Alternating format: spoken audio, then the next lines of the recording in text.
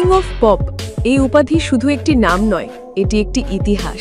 Michael Jackson, যিনি তার সঙ্গীত, নাচ এবং স্টাইল দিয়ে জয় করেছেন কোটি ভক্তের হৃদয়, এবং আজ সেই কিংবদন্তি স্মৃতি আবারও আমাদের মনে করিয়ে দিল একটি অনন্য ঘটনা। 2025 সালের 30 জুলাই ফ্রান্সের এক বিশেষ নিলাম অনুষ্ঠানে বিক্রি হলো মাইকেল জ্যাকসনের ব্যবহার করা একজোড়া মোজা।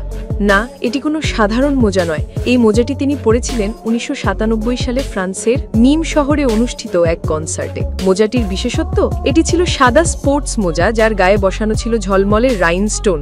এই স্মারকটির খোঁজ মেলে কনসার্টের পর মঞ্চের পাশে ড্রেসিং রুমে। একজন টেকনিশিয়ান সেখানেই মোজাটি খুঁজে পান এবং বহু বছর ধরে এটি তার কাছেই ছিল।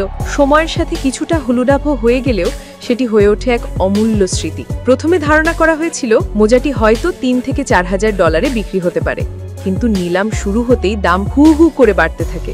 শেষমেশ বিক্রি হয় প্রায় $8,000, যা বাংলাদেশি টাকায় প্রায় 10 লাখ টাকা। তবে এটি মাইকেল জ্যাকসনের প্রথম বিক্রি হওয়া স্মারক নয়। 2023 সালে তার বিখ্যাত একটি টুপি বিক্রি হয় $80,000-এরও বেশি দামে। 2009 সালের 25 জুন মাত্র 50 বছর বয়সে চলে যান এই সঙ্গীত মহারথী। তবুও তার প্রভাব, জনপ্রিয়তা এবং ভক্তদের ভালোবাসা আজও অক্ষুণ্ণ।